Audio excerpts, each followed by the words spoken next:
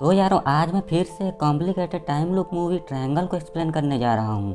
तो बिना किसी देरी के एक्सप्लेनेशन शुरू करते हैं। तो मूवी की शुरुआत में हम जेस नाम की औरत को देखते हैं जो कि अपने बेटे टॉमी से कहती है कि तुमने बस एक बुरा सपना देखा है, मैं तुम्हारे साथ ही हूँ। असल में टॉमी को एक बीमारी थी जिसमें उसकी उम्र तो बढ़ रही थी पर उसका दिमाग अभी तक एक चूजे की तरह बच्चा था। फिर अगले दिन जेस नाव में घूमने जाने के लिए तैयारी कर रही थी। वो जब बाहर कपड़े निकालने जाती है तो उसे बाहर गार्डन में टॉमी का टूटा हुआ खिलौना दिखाई देता है। वहीं अंदर टॉमी कलर्स को गिरा देता है और जब जेस उसे साफ कर रही थी तभी उसके घर का डोरबेल बजता है और जब वो दरवाज़ा खोलती है तब बाहर उसे कोई भी दिखाई नहीं देता है। फिर जेस अपना सारा सामान पैक करके टॉमी को अपने साथ चलने को कहती है तो टॉमी मना करके अजीबोगरीब बातें करने लगता है। जेस उसे बहुत मनाने की कोशिश करती है पर फिर भी वो नहीं मानता है, जिसके कारण वो उसे घर पर ही अकेले छोड़कर जहाज के लिए निकल जाती है। जेस वहां पहुंचकर अपने दोस्त ग्रेग से मिलती है। जेस बहुत परेशान लग रही होती है, जिस पर ग्रेग पूछता है कि तुम परेशान क्यों हो, तो जेस उसे थकान का बहाना कर देती है।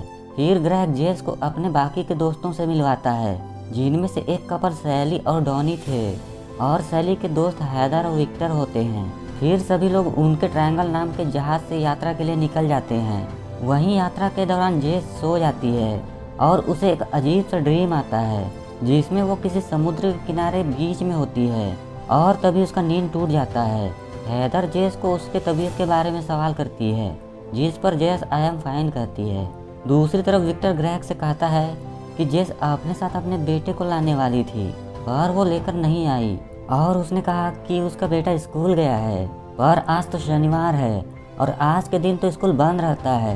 जिस पर ग्रेग कहता है कि शायद जेस का बेटा ऐसे स्कूल में जाता होगा जो कि शनिवार को भी खुला रहता होगा, तुम इस बात पर ज़्यादा ध्यान मत दो। फिर थोड़ी दूर जाने के बाद उनके जहाज की ओर तूफान आने लगता है तो फिर ग्रेग दूसरे जहाज़ों को रेडियो कॉल करके संपर्क करने की कोशिश करने लगता है। तो दूसरी तरफ कोई एक लड़की थी जो कि बोल रही थी कि वो हमें मार रही है, पर ग्रेग को घंटा कुछ समझ नहीं आता है, जिसके तुरंत बाद ग्रेग का उस लड़की के साथ संपर्क टूट जाता है। अब वे सभी तूफान से किसी तरह बचने की कोशिश करने लगते हैं पर फिर तूफान के चपेट में आने के कारण उनकी नाव पलट जाती है। पर सभी ने लाइफ जैकेट पहना था और वे सब बच जाते हैं। फिर पलटी हुई नाव के ऊपर चढ़ जाते हैं पर उन्हें हैदर कहीं भी दिखाई नहीं देती है। पर तभी उन्हें एक विशाल सा जहाज अपनी ओर आते दिखाई देता है। वे सभी मदद के लिए चिल्लाते हैं। उन्हें जहाज पर कोई दिखाई देता है पर वो उनके मदद के बिना चली जाती है। सभी लोग जैसे तैसे जहाज पर चढ़कर जहाज की तलाशी लेना शुरू करते हैं पर शिप में उन्हें कोई भी दिखाई नहीं देता है। जैस वहाँ पर ग्रेग को कहती है कि उसे लग रहा है कि वो पहले भी वहाँ आई है, जिस पर ग्रेग कहता है कि ऐसा कुछ नहीं है, शायद उसे डेजा वू हो रहा है। वहीं विक्टर और डॉनी को उस जहाज पर एक फ़ोटो मिलती है जिसके नीचे लिखा होता है कि ग्रीक मैथोलॉजी के अनुसार एविलियस देवता के बेटे सिसिफिस 2 बार मौत के देवता को चकमा देकर बच गया। सिसिफिस ने मौत के देवता से वापस आने का वादा किया था पर फिर उसने वो वादा तोड़ दिया, जिसके कारण मौत के देवता ने सिसिफिस से कहा कि एक बड़े पत्थर को पहाड़ के ऊपर ले जाओ और अगर तुमने ऐसा कर लिया तो तुम अमर हो जाओगे। सिसिफिस जैसे उस पत्थर को ऊपर ले जाता है वो पत्थर नीचे गिर जाता है और ये लूप तब तक चलती है जब तक सिसिफिस को अपना गलती का एहसास न हो जाए। वे सभी लोग ये सब पढ़ ही रहे थे तभी उनको कुछ गिरने की आवाज़ सुनाई देता है और जब विक्टर वहां जाकर देखता है तो उसे वहां पर जेस की चाबी मिलती है। वहां किसी को समझ नहीं आता है कि अगर जेस उनके साथ है तो फिर उसकी चाबी वहां कैसे आई। शैली कहती है शायद वो हैदर होगी। वो सभी अब हैदर को खोजने के लिए एक कमरे में जाते हैं।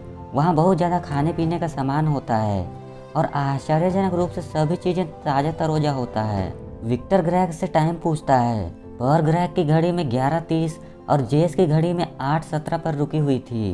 तभी जेस को कोई दिखाई देता है तो विक्टर उसका पीछा करने जाता है। जेस और ग्रेग भी विक्टर के पीछे जाते हैं और डॉनी और सैली उसी कमरे में रहते हैं। तभी जेस और ग्रेग को एक कमरे से आवाज़ सुनाई देती है और उस कमरे को वे लोग चेक करते हैं तो वहाँ आईने पर खून से लिखा होता है थिएटर में जाओ।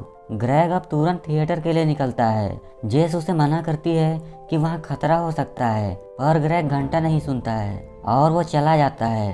अब जेस उसी कमरे में वापस आती है जहाँ उन्हें ताज़ा खाना मिला था, पर वो सब खाना खराब हो चुका था।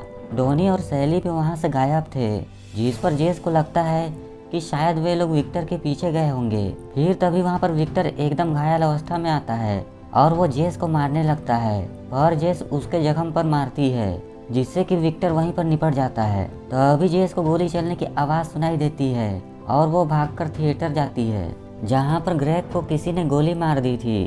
तभी सैली जेस से कहती है कि ग्रेग ने मरने से पहले बोला था कि तुमने ही उसे गोली मारी, पर जेस बचाव में कहती है कि उसने नहीं मारा है।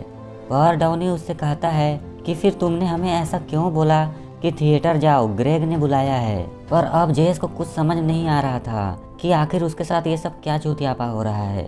फिर तभी कोई अनजान इंसान सैली और डॉनी को शूट करके वही निपटा देता है और जेस पर भी गोलियां बरसाने लगता है।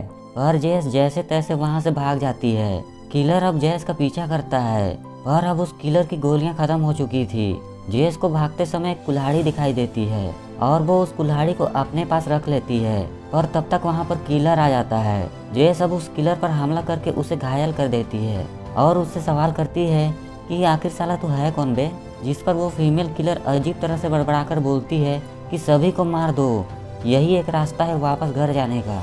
इसके बाद किलर पानी में कूद जाती है। फिर कुछ टाइम बाद जेस को कुछ आवाज़ें सुनाई देती है, तो फिर वो देखती है कि उसके पूरे दोस्त, जिसमें जेस खुद भी थी, वो अपने पलटे हुए ट्रायंगल जहाज से मदद के लिए आवाज़ लगा रहे थे। जेस ये सब देखकर एकदम आश्चर्य में पड़ जाती है और उन्हें देखकर वहाँ से चुपचाप चली जाती है।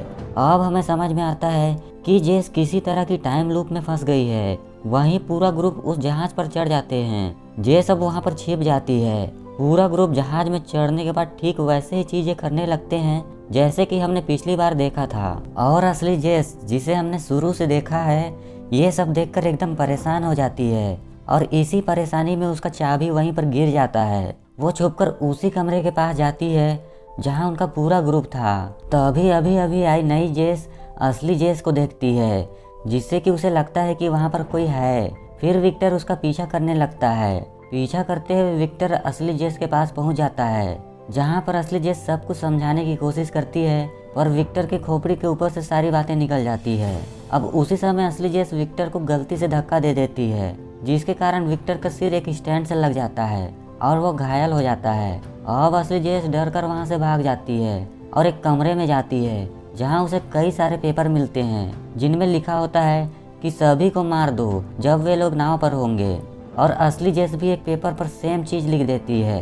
तभी उसे वहाँ पर उसका बहुत सारा लॉकेट दिखाई देता है, जिसे देखकर वो समझ जाती है कि वो टाइम लूप में फंस गई है, जिसके कारण सभी चीजें रिपीट हो रही है। उससे पहले भी बहुत सारे जेस वहाँ पर आ चुके हैं और उन्होंने ही उस पेपर पर लाइनें लिखी हैं। असली जेस अब फैसला करती है कि वो पैटर्न को बदल कर रहेगी ताकि इस लूप को तोड़ सके, ताकि आखिर में वो अपने बेटे से मिल सके। इसीलिए अब वो गन लेकर शिकार के लिए निकल जाती है। रास्ते में उसे विक्टर दिखाई देता है। तभी असली जेस को न्यू जेस की आवाज सुनाई देती है, तो असली जेस न्यू जेस को मारने जाती है और विक्टर भी उसके पीछे जाता है, पर असली जेस न्यू जेस को शूट नहीं कर पाती है और न्यू जेस वहाँ से भाग जाती है। असली जेस विक्टर को संभालने की कोशिश करती है, पर विक्टर बहुत घायल होता है और आखिर में वहीं पर निपट जाता है। पर तभी ओल्ड जेस, जो कि असली जेस से भी पहले आई थी, वो ग्रेग को शूट कर देती है। अब असली जेस थिएटर के पास जाती है और वो डाउनी और सैली को बचाकर थिएटर से बाहर लाती है, जिससे असली जेस को लगता है कि अगर उसने पैटर्न को तोड़ दिया तो वो इस लूप को तोड़ पाएगी। असली जेस उन्हें अपनी गन देकर कहती है कि जो भी तुम्हारे सामने आएगा उसे शूट कर देना। इसके बाद असली जेस को रास्ते में खून दिखाई देने लगता है और वो उस खून का पीछा करने लगती है। दूसरी तरफ डाउनी और सैली को लगता है कि उनके आसपास कोई तो है, जिसके कारण वे लोग गन को चला देते हैं। गन फायर की आवाज सुनकर असली जेस वापस आने लगती है, पर वहीं ओल्ड जेस, जिसने कि किलर का मास्क पहनी थी, अपनी मास्क हटाकर डाउनी और सैली को अपने साथ ले जाती है। वे ओल्ड जेस के साथ चले जाते हैं। इधर असली जेस डाउनी और सैली को आवाज लगा रही थी, पर ओल्ड जेस उन्हें आवाज को नजरअंदाज करने बोलती है और उन दोनों को एक कमरे में ले जाकर चाकू से उन पर हमला कर देती है, जिसमें डाउनी वहीं पर मारा जाता है। पर सैली वहाँ से बचकर कंट्रोल रूम में भाग जाती है और रेडियो कॉल से सबको बताती है कि वो हमें मार रही है। और उसकी कॉल की आवाज़ को ग्रेग सुनता है, जैसा कि हमने पहले देखा था। तो अभी वहाँ पर असली जेस आ जाती है, जिससे डरकर सैली वहाँ से भाग जाती है, क्योंकि उसके हिसाब से असली जेस ने ही डॉनी को मारा है। अब असली जेस सैली का पीछा करते हुए ऊपर आती है, जहाँ का नज़ारा देखकर वो एकदम से हैरान हो जाती है, क्योंकि वहाँ पर सैली की बहुत सारी लाशें थी। मतलब कि असली जेस ने जो पैटर्न तोड़ा, जिसे उसे लग रहा था कि उसने पैटर्न को तोड़ दिया है और ये लूप भी टूट जाएगा, असली जेस से पहले आने वाली जेस ने भी ये पैटर्न को तोड़ा था। असली जेस अब डॉनी को समझाने की कोशिश करती है कि तभी न्यू जेस ओल्ड जेस को किलर समझ के पानी में गिरा देती है और तभी सैली भी मारी जाती है। सैली के मरते ही अब पूरा ग्रुप अपनी पलटी हुई ट्रायंगल नाव पर चढ़कर मदद मांग रहा होता है, जिससे कि असली जेस समझ जाती है कि जब सभी लोग मारे जाते हैं तो लूप फिर से शुरू हो जाता है और तब तक वो पूरा ग्रुप जहाज पर चढ़ गया होता है।